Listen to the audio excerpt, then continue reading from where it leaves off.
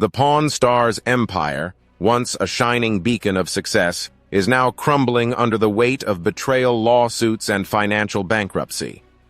In a shocking turn of events, investigators have begun processing the large collection of items left behind in what many refer to as the Pawn Stars estate after gold and silver pawn shops filed for bankruptcy.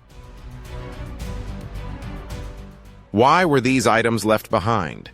Is there something hidden within them? The answers could completely change the story we've always known about Pawn Stars.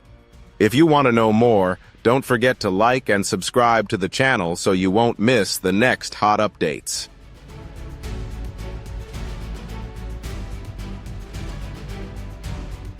His son, Corey Big Hoss Harrison, was sentenced to life imprisonment and became trapped in a nightmare in prison. A bitter family feud now threatens to destroy everything he had built. What started as a standard financial audit quickly developed into a complex investigation when authorities uncovered troubling items among the thousands of artifacts and collectibles accumulated over decades in the Harrison family business.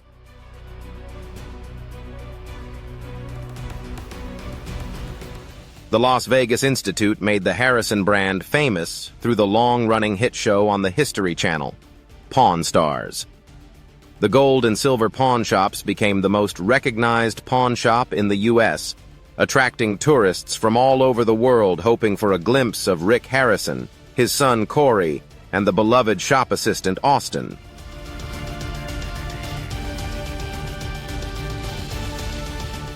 However, the bright TV fame of Chumley Russell has significantly faded as investigators worked through the massive collection.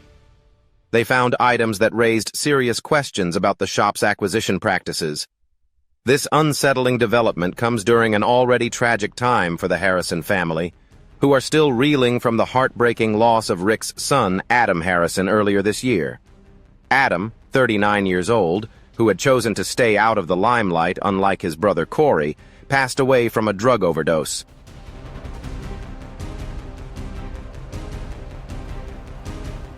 In January 2025, the closely knit community in Las Vegas, which had witnessed the rise of the Harrison family's fame, was shaken to its core as Rick Harrison was completely devastated. A source close to the family who requested anonymity revealed that first, he tragically lost his son Adam, and now he is witnessing the business his father founded, the legacy he built for his family, being scrutinized and investigated thoroughly. It is a nightmare that is becoming worse by the day.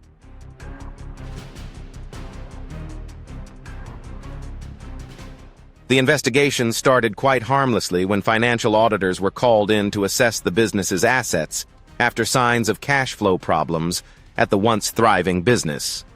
The famous pawn shop had significantly expanded its retail space to accommodate the influx of tourists flocking to the store following the success of the show. However, the show is believed to be struggling with declining TV ratings as the series has passed its peak viewership.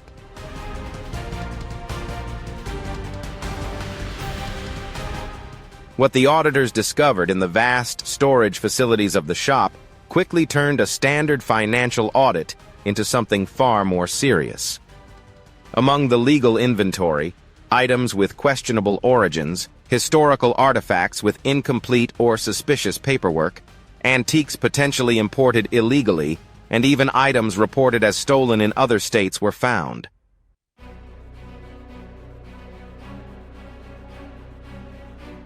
The volume of materials is substantial. Natalie Rodriguez, a former FBI art crime expert who has consulted on similar cases, explained that we are talking about thousands of items collected over many decades, many of which predate the show's debut when documentation standards were possibly less strict. Sorting what is legal versus what might have been improperly purchased is a monumental task.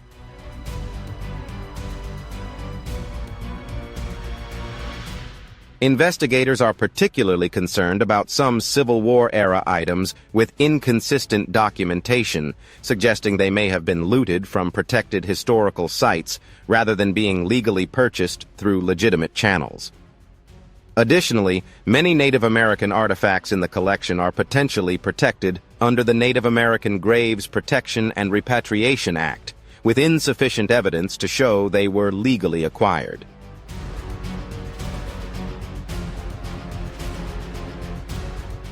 The investigation once again turns attention to Austin Chumley Russell, who previously faced legal troubles that temporarily threatened the friendly family image of the show in 2016.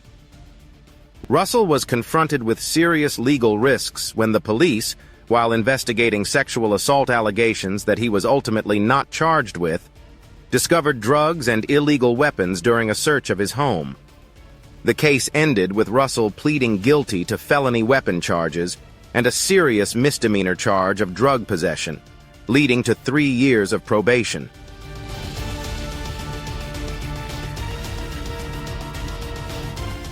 Chumley worked incredibly hard to overcome his legal issues and rebuild his life. Lawyer Martin Cohen stated that he was completely uninvolved in any potential problematic acquisitions during the time when most of the items in question were acquired. He was simply an employee with no authority to purchase items. Chumley cooperated fully with investigators. Rick Harrison, the public face of the Pawn Stars business and the man who built his reputation on his extensive knowledge of historical artifacts, represents both an individual and a career crisis in the investigation.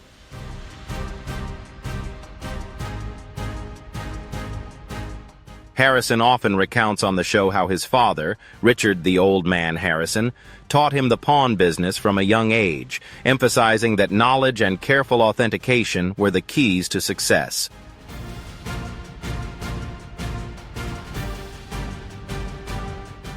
Richard Harrison passed away in 2018 at the age of 77 after battling Parkinson's disease, leaving Rick as the head of the family and business.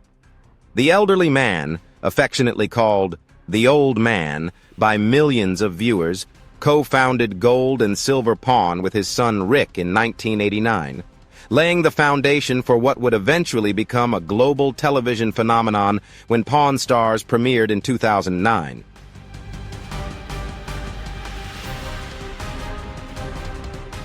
Rick always acknowledged his father's role in teaching him everything about the business. A former producer of the show, who worked closely with the family for 7 seasons, described the Old Man as tough but fair. He would be heartbroken to see the business facing such accusations, and he was immensely proud of having built something that his grandchildren could inherit. That inheritance now seems increasingly threatened as investigators continue to catalog the vast inventory.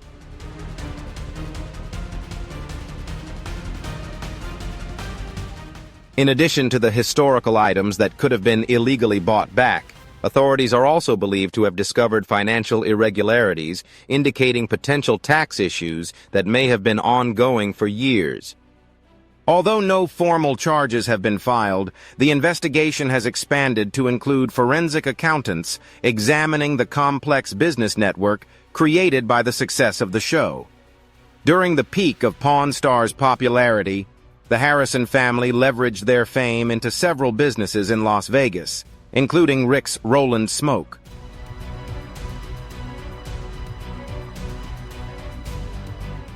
Corey's concern with a bar called Viper Room Las Vegas and the various business deals structured by the company to manage these enterprises is currently under investigation for potential money mixing and questionable cost allocations to Corey Big Hose Harrison, who has worked at the pawn shop since his teenage years and is being trained to eventually take over the family business.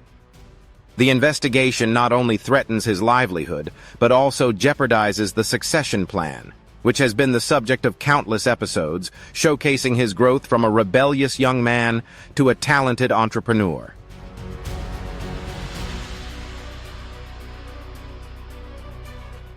Corey is trying to stay positive and support his father during this challenging time. A family friend revealed that he is still grieving the loss of his brother Adam while attempting to cooperate with investigators and keep the business running. The shop remains open, but the atmosphere inside is very gloomy. Adam Harrison's death in January cast a dark shadow over the family. The ongoing investigation has only deepened despite Adam choosing not to participate in the TV show because he preferred a life away from the cameras.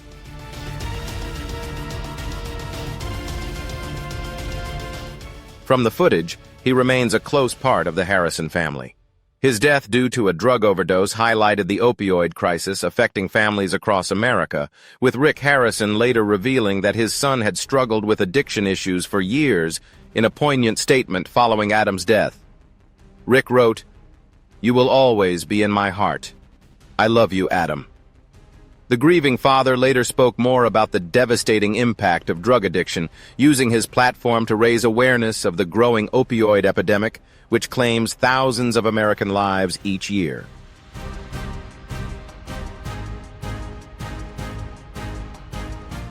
The current investigation has heightened media scrutiny of the family during their mourning period, adding tension as they try to navigate personal loss while managing a potential business collapse. Sources close to Rick Harrison say that he has fully cooperated with the investigators while insisting that any irregularities were unintentional and may be a result of the rapid expansion of the business during the show's surge in popularity. Pawn Stars skyrocketed, transforming almost overnight from a local pawn operation to a global brand.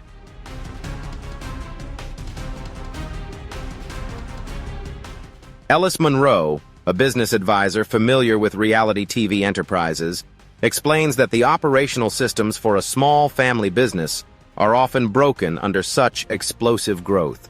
Filing procedures, acquisition protocols, financial controls, these all need to scale significantly, and that doesn't always happen smoothly.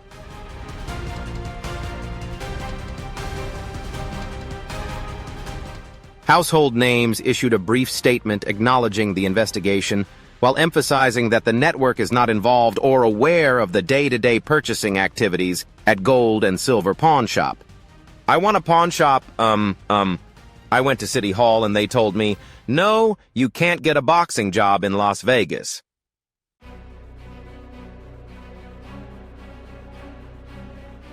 The statement further noted that the show is not currently in production until these issues are resolved. The huge success of the show, having aired over 600 episodes across 22 seasons, made it one of the most recognizable brands on cable TV, generating numerous spin-offs and international versions at its peak.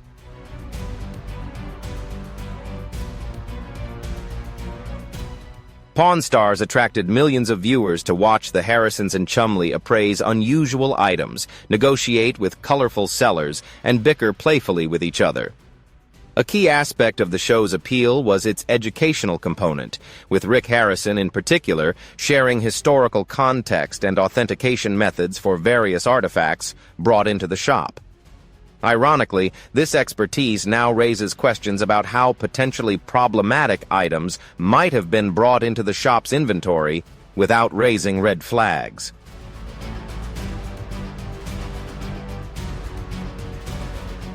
If these allegations are proven to be true, it creates a real issue regarding credibility.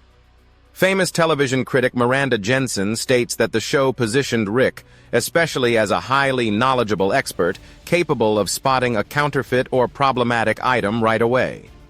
The idea that the shop may have purchased items with questionable origins does not align with the carefully crafted image.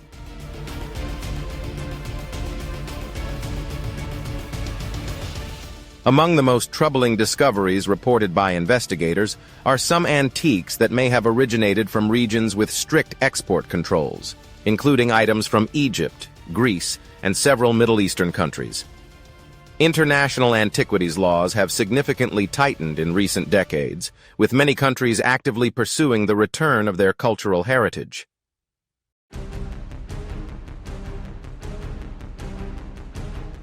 Items leaving their borders through dubious means, explains Dr. Kastner, an archaeologist specializing in the repatriation of artifacts.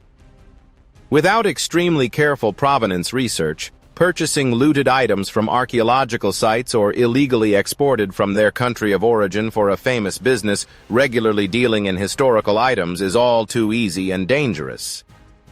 The standard of authentication would be particularly high for longtime fans of the show.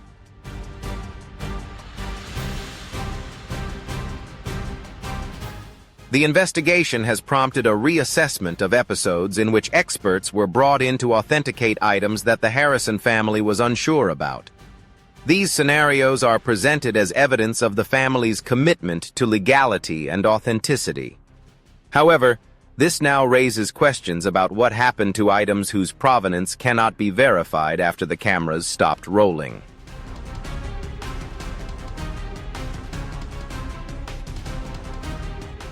I've watched every episode and have always respected how careful they are with their authentication, said Margaret Winters, a history teacher from Minnesota, who once took a special trip to Las Vegas to visit the famous shop. Rick always said he wouldn't buy anything without proper paperwork. It's hard to reconcile that with what we're hearing now.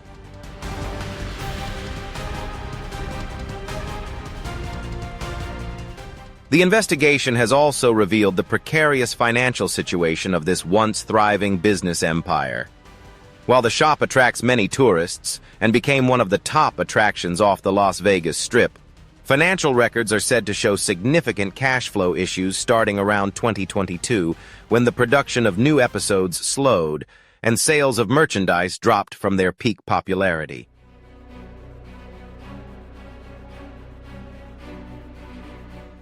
Celebrity asset manager Thomas Keegan stated, "Smart people diversify and invest during their peak earning potential. The last time they knew that attention would certainly fade." From what I understand, the Harrisons have expanded into many businesses, but maintaining profitable ventures after the initial celebrity-driven boost fades is a challenge.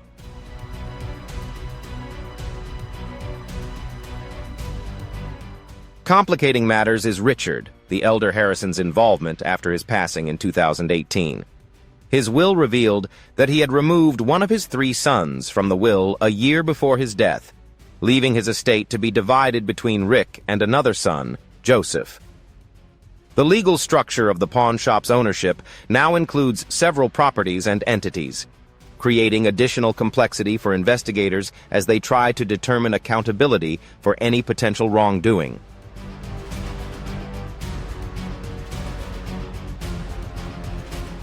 His previous legal troubles were similar to how he successfully rebuilt his image after his legal issues in 2016. Russell significantly lost weight, focused on his health, opened a candy shop near the pawn shop, and often showcased his successful rehabilitation image. Austin worked incredibly hard to change his life after his legal issues. A friend who knew Russell before he became famous on television mentioned that he has stayed sober, focused on his health, and built legal business ventures separate from the pawn shop.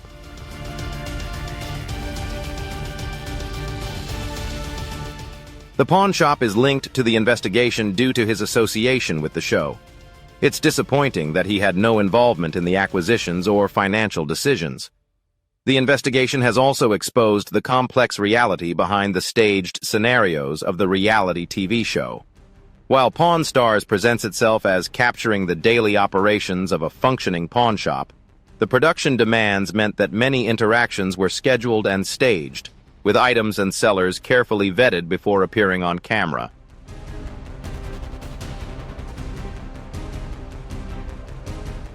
However, the camera's shopping operations continue, essentially creating 2 parallel businesses, one selected for TV and another serving regular customers. Most reality TV shows operate this way due to demand. Television producer Samantha Lewis, who has worked on similar formatted shows, explained, "Although not a pawn star, you can't just expect interesting people with worthy items to walk into your filming schedule."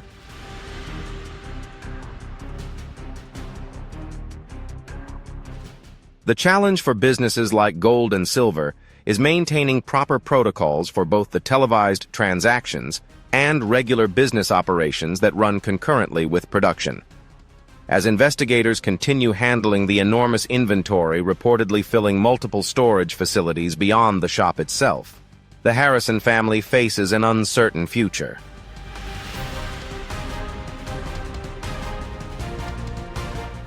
The gold and silver pawn shop remains open to this day, though primarily serving as a tourist attraction, selling merchandise related to the show, rather than operating as a traditional pawn shop. Its iconic status is clearly shown through the steady stream of tourists still visiting.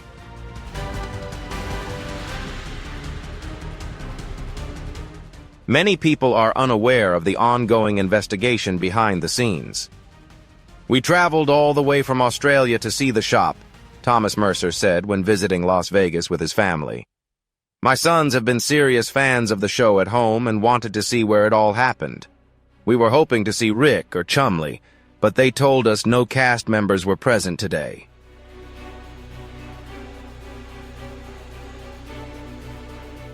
The convergence of personal tragedy and career crisis creates an unimaginable burden. Friends report that he is especially focused on supporting his granddaughter and daughter-in-law after Adam's death. "When he was in his early 20s, he had problems with drugs and, my God, I took him to rehab so many times and every time he did really well," a friend shared, while still trying to overcome the looming threat to the business his father founded over 30 years ago.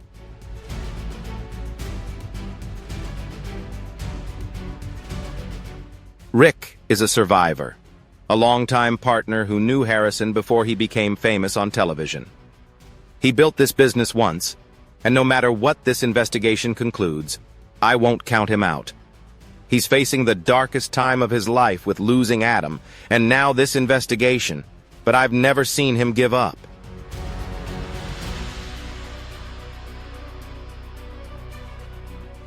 The legal process is expected to continue for months, as investigators work to determine which items may need to be returned to their rightful owners or countries of origin, and what financial obligations the business might face. Currently, the Harrison family remains in a precarious position. Their once envied success story now serves as a cautionary tale about the hidden pitfalls of rapid expansion and fame.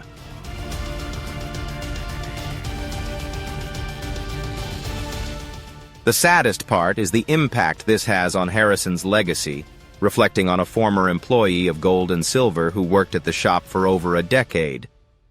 The old man built this business from scratch, working tirelessly to create something he could pass on through generations, he shared. Rick expanded it beyond anything his father could have imagined. Now, instead of passing it on to the next generation, they are watching it be dismantled piece by piece as tourists continue to flock to the famous shop on Las Vegas Boulevard.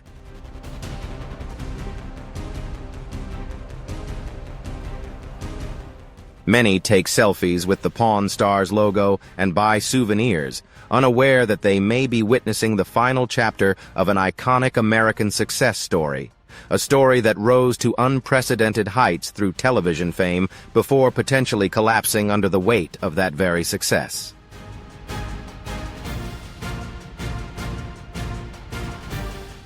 Frank Fritz's peaceful mansion hides a dark secret buried beneath its floorboards.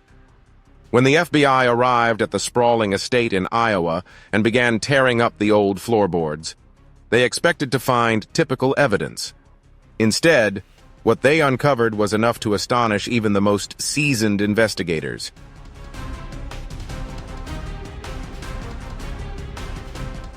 The agents were shocked by the discovery beneath the home of the former American picker star, which would soon become national news, leaving investigators and the public stunned.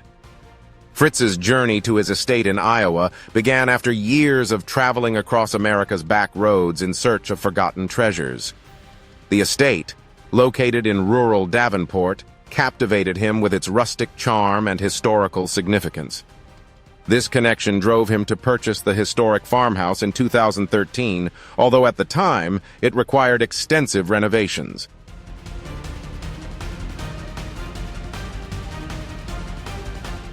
With local craftsmen and restoration specialists, Fritz transformed the dilapidated structure into a showcase of his eclectic vision, blending Midwestern architectural elements with personal touches. His estate sits on 20 acres of rolling farmland just a few miles from Davenport, with panoramic views of the Mississippi River Valley. Fritz was drawn to the area after filming several episodes of American Pickers there, calling the place magical. Don't forget to like, comment, and subscribe to the channel so you don't miss the shocking discoveries surrounding Frank's house.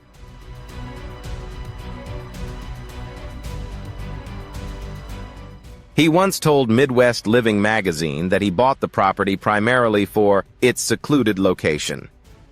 He then enlisted Davenport architects Thomas Miller and Sarah Johnson of Heritage Restoration to help him transform the existing structure into the private retreat he envisioned. The house was in poor condition. Johnson recalled, "It was a 1890s farm that had been abandoned for almost a decade and had significant structural issues. But Frank saw its potential right away. Good bones and a perfect location."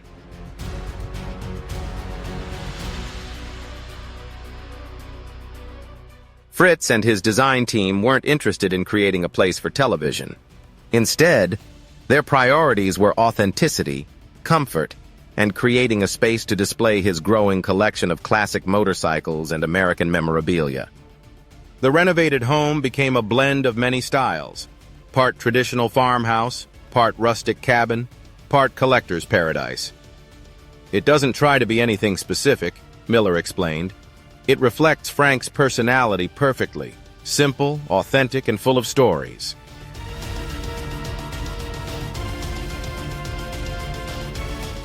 A top priority in the renovation process was structural integrity, ensuring that the old farmhouse could stand for another century.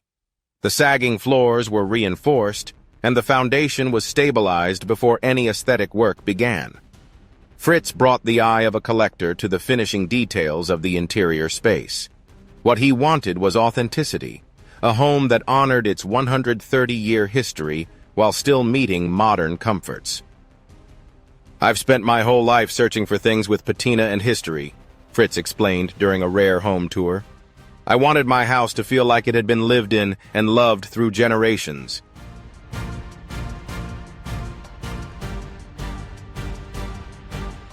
After leaving American Pickers in 2020 and suffering a subsequent stroke in 2022, Fritz became increasingly reclusive. His sprawling estate in Iowa became his refuge from public scrutiny and health issues. Neighbors reported rarely seeing the former TV personality, though the lights could be seen moving through the house at odd hours. His collection of vintage motorcycles and antiques continued to grow, transported by unmarked trucks occasionally visiting the property.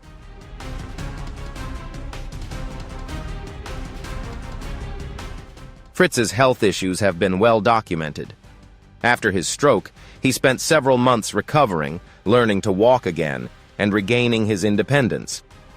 While he made significant progress, friends noticed he had pulled back significantly from his former social circles.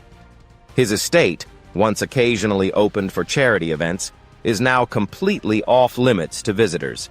Security cameras were installed, and a private fence was erected around the perimeter of the estate.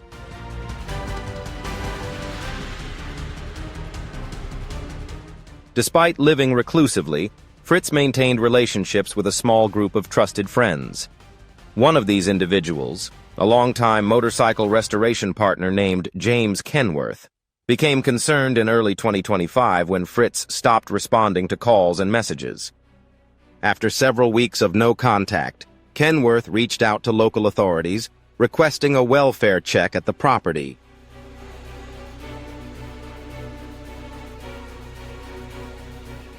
When deputies from the Scott County Sheriff's Department arrived at Fritz's residence on March 5, 2025, they discovered a troubling scene. The house appeared undisturbed from the outside, but there was no response after repeated knocks. Fritz's vehicles were still there, and mail had accumulated in the mailbox. After attempting to contact Fritz by phone, the police decided to enter the home.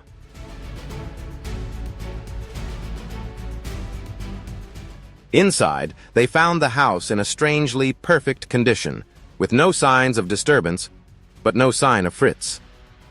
A half-filled coffee cup sat on the kitchen counter, and his wallet and keys were still on a table by the door. The house appeared to have been suddenly abandoned, though nothing of value seemed to be missing. Local authorities noticed the unusual nature of the scene and contacted the Quad City FBI field office.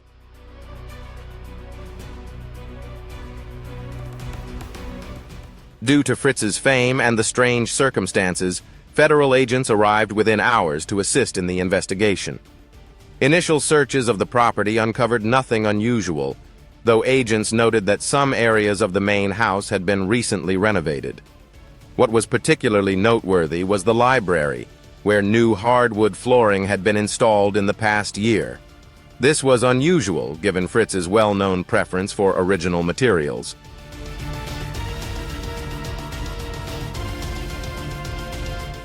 Meredith Carver led the FBI investigation, bringing in forensic experts to examine the property. After 3 days of searching and finding no trace of Fritz, investigators made a key discovery.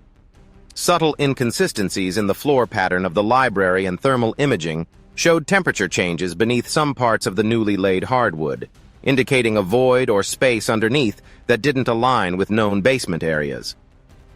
On March 9, 2025, FBI technicians carefully began dismantling the hardwood planks in the library, expecting to find a hidden storage area or safe room.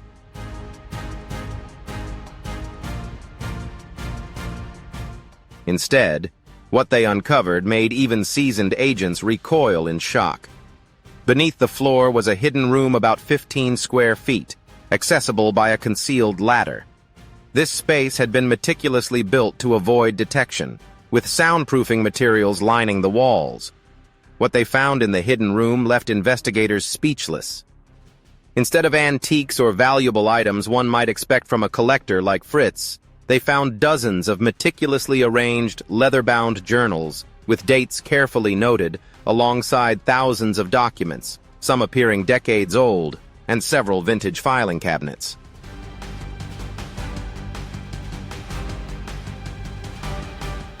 The most shocking find was a wall covered in photos and newspaper clippings, all connected by red string in a pattern that suggested an ongoing investigation spanning many years. Agent Carver immediately sealed the scene and established a security perimeter around the property within hours. Specialized document analysts and behavioral scientists flew in from the FBI's headquarters in Quantico, Virginia. Their arrival marked the beginning of one of the most bizarre investigations in recent history for the agency.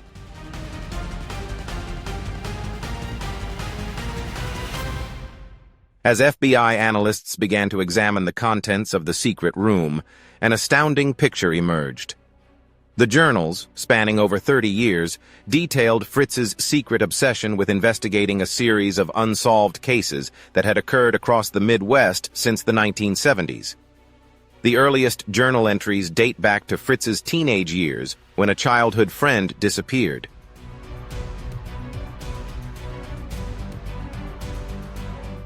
There was no trace of his hometown, but documents revealed that Fritz had conducted his own parallel investigation for decades, using his American Pickers trips as a cover to visit locations connected to the cases and interview witnesses under the guise of searching for antiques.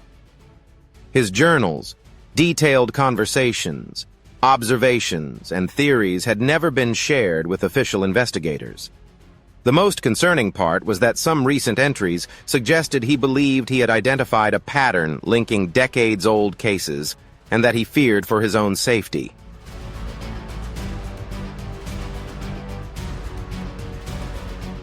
FBI document experts discovered that Fritz had gathered police reports, witness testimonies, and evidence that had never been made public. Some documents appeared to have been obtained through unofficial channels, raising questions about potential links to law enforcement. The wall of photos included images from crime scenes, suspects, and victims, many accompanied by Fritz's handwritten notes. Basically, what we found was a private investigation room that could rival many police departments, Agent Carver told her superiors in a confidential press briefing.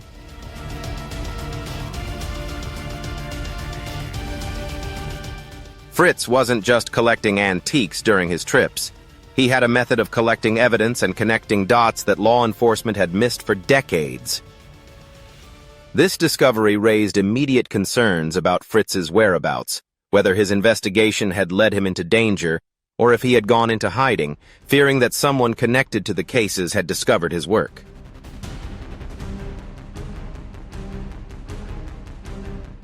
The FBI immediately launched a search for Fritz, while also starting to verify the information contained in his hidden archives. As investigators delved deeper into Fritz's journals and documents, they identified at least 17 unsolved disappearances and murders spanning Illinois, Iowa, Missouri, and Wisconsin from 1978 to 2010. Fritz had meticulously documented similarities between the cases that official investigations had never connected. The missing specific items from victims' homes, specific break-in methods, and some of the most convincing geographical patterns were the central theory Fritz detailed in his most recent journal entries.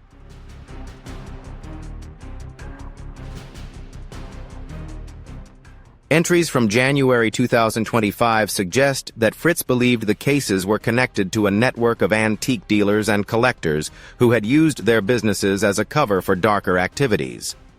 His notes indicated that some rare items appearing at private auctions could have originated from the homes of victims, establishing a pattern that law enforcement had not detected, focusing on more obvious motives.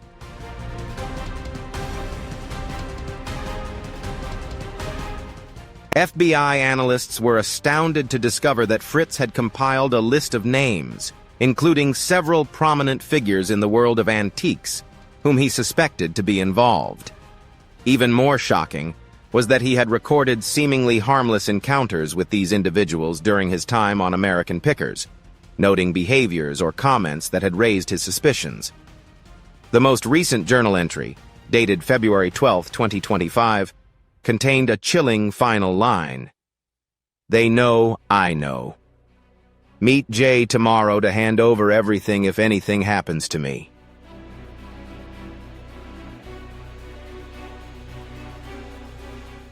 The truth was beneath the library floor, and the FBI's discovery at Fritz's estate quickly expanded into a multi-state operation. Unsolved cold case units in 4 states were activated to review the cases that Fritz had connected, benefiting from his years of research. Agent Carver established a dedicated task force based at a secure facility near Davenport, working to verify Fritz's claims while continuing to search for the missing collector.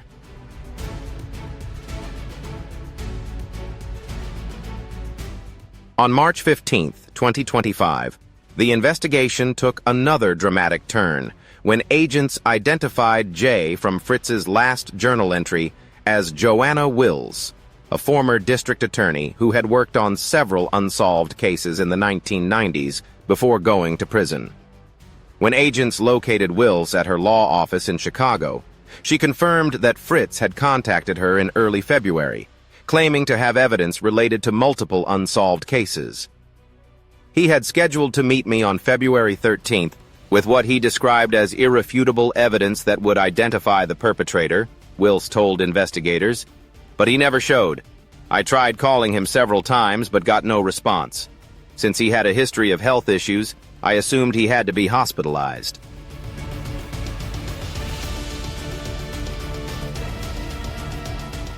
The FBI's growing fear that Fritz had disappeared just as he was about to share his findings became evident. It was clear that someone had known about his plans and acted to silence him. The search for Fritz had now turned into both a missing persons case and a potential murder investigation.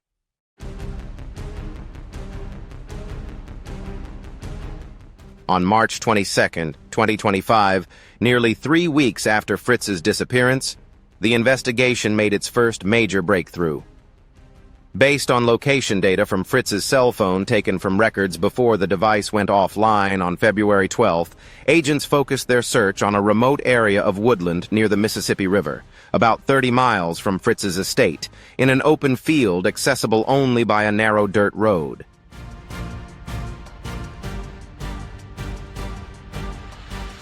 Investigators discovered Fritz's SUV hidden under camouflage. The vehicle appeared to have been carefully concealed with branches and foliage arranged to prevent aerial detection. Inside, agents found a packed suitcase, additional journals, and a laptop, but no sign of Fritz or any evidence of violence or struggle inside the vehicle.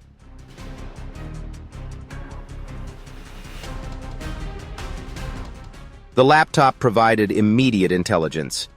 Fritz had created encrypted files containing backups of all his research, along with video recordings of his own statements detailing his findings. In the most recent video, dated February 12th, Fritz appeared visibly anxious, frequently glancing over his shoulder as he spoke. "If you're watching this, something is wrong." He said in the recording, "I've spent 30 years tracking these people, connecting the dots no one else can see. Tomorrow I'll meet Joanna to hand over everything, but I don't think I'll make it. They've been watching my house. I've prepared this backup and hid my research where they won't find it."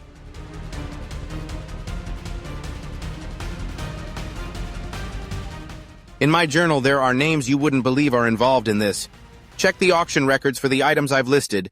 That's where you'll find the evidence." The video ends with Fritz providing coordinates for what he described as a backup, a second cache of evidence he had hidden at another location.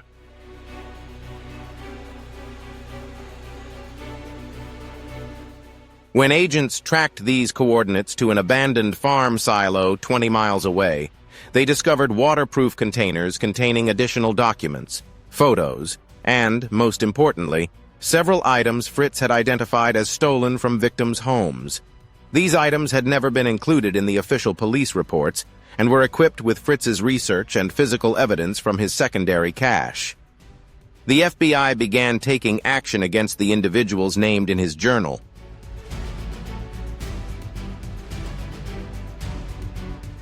On April 5th, 2025, coordinated raids were carried out at 16 locations across the Midwest, targeting antique shops, private homes, and storage facilities linked to Fritz's suspects. The operations recovered dozens of items matching descriptions of stolen property from victims' homes in unsolved cases.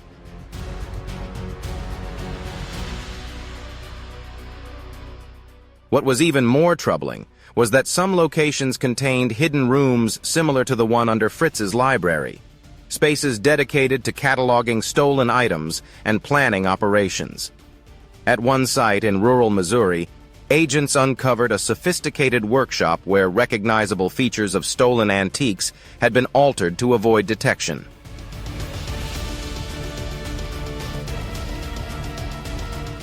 The raids led to 12 arrests, including 3 prominent figures in the world of antiques.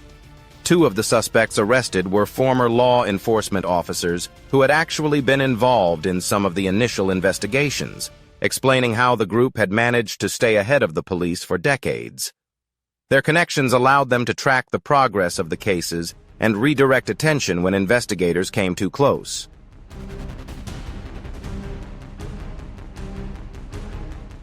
FBI analysts determined that this network had been operating for at least 4 decades, using legitimate antique trading businesses as a cover for theft, and when necessary, stolen violent items from victims were altered and kept for years before being sold through seemingly legitimate channels to unsuspecting collectors. The profits from these sales helped sustain a comfortable lifestyle for those involved, while the cases slowly faded from attention.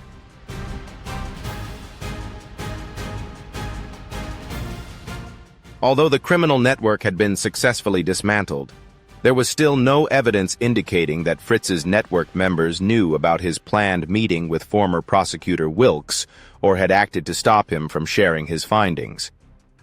The question that haunted investigators was whether Fritz had been captured and was hiding, or worse.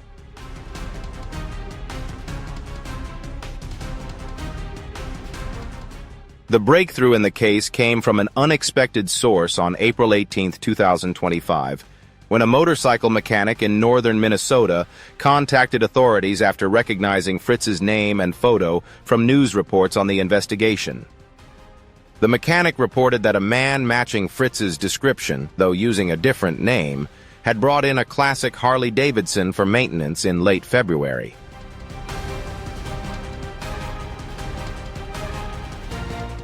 According to the mechanic, the man paid in cash, seemed anxious, and requested that no photos be taken of the motorcycle.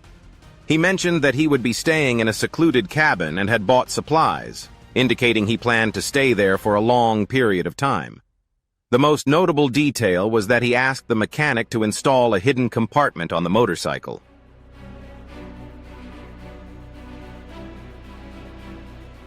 The mechanic's unusual request led FBI agents to be dispatched immediately to the area, focusing on remote properties matching the general location described by the mechanic. After 3 days of searching, they located a small cabin accessible only by a narrow trail, with a motorcycle fitting the description covered by a tarp beside it.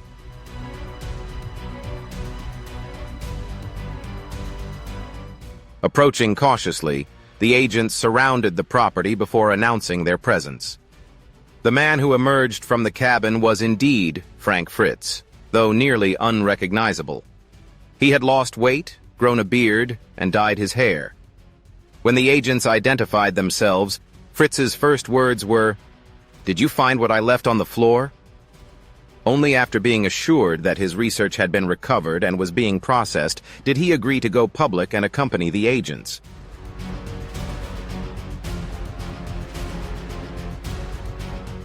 Once safely detained by the FBI, Fritz revealed the full story. He had conducted his own unofficial investigation for decades, starting after his childhood friend went missing in the late 1970s.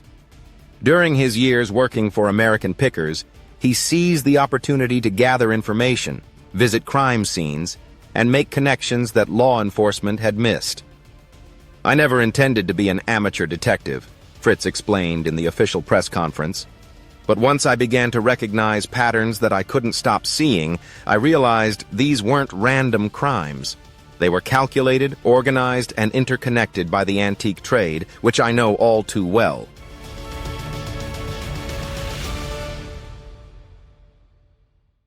Fritz described how he first became suspicious when he recognized items at private auctions that matched descriptions of stolen property from unsolved cases.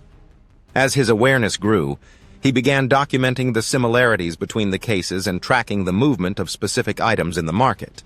His expertise in antiques allowed him to detect alterations meant to conceal the origins of certain items.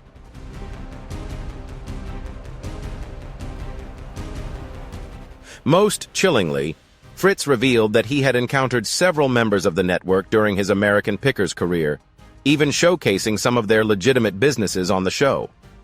He had used these encounters to gather information while maintaining his cover. "Just an enthusiastic collector," Fritz told investigators. "The turning point came last year. I was at a private auction in Chicago when I discovered a unique decorative art clock that I knew had been taken from a house in Wisconsin, where the owner was found murdered in 1996. The clock had been modified, but I recognized the unique mechanism when I casually inquired about it. The seller's reaction told me everything I needed to know. They recognized me, and they were not happy about my questions."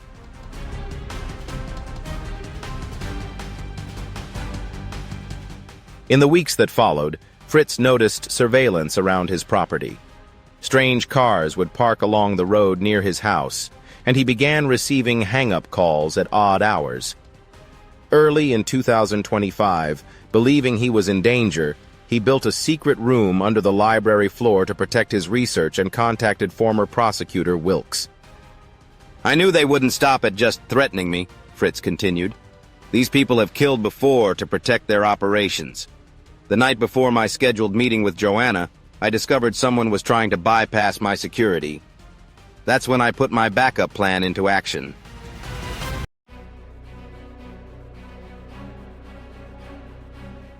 Appear as though I was still at home while sneaking out through a tunnel I had built in the basement, staging my disappearance, hiding evidence at multiple locations, and heading north with cash and supplies. Fritz's incredible story and the evidence he had gathered led to one of the most significant breakthroughs in the Midwest's history. In June 2025, the FBI charged 23 individuals connected to the criminal network with crimes ranging from theft and burglary to murder and obstruction of justice. Prosecutors estimated that the group was responsible for at least 11 murders and dozens of major thefts spanning 4 decades.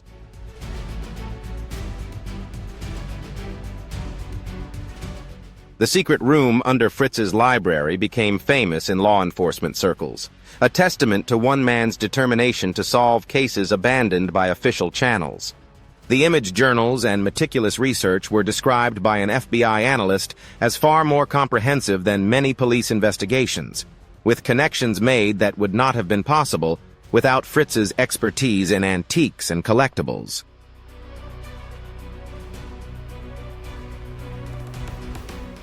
After being interrogated by authorities and providing testimony to grand juries in multiple states, Fritz was placed into temporary witness protection until all members of the network could be apprehended. His health, which had been unstable since his stroke, improved thanks to proper medical care, and he expressed relief that his decades-long search for justice had finally come to an end.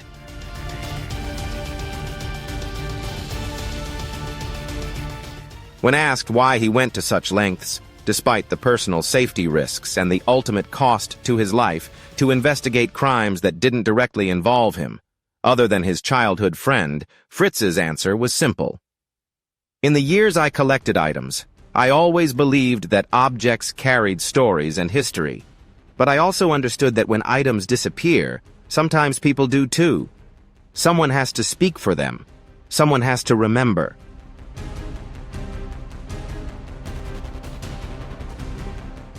The case became famous within the FBI, known as the Picker's Pursuit, not only for the crimes solved, but also for the unexpected detective at its heart. A man with a sharp eye and authenticity in antiques who took down a criminal organization that had evaded professional investigators for generations.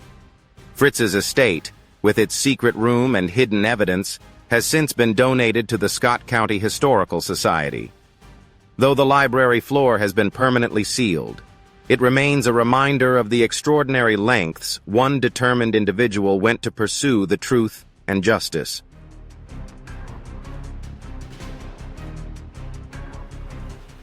Although the library floor has been permanently sealed, the story of one individual's determination and courage continues to be a legacy. Leave your thoughts in the comments, and don't forget to like this video and subscribe to the channel so you won't miss the next exciting stories. See you in the next videos.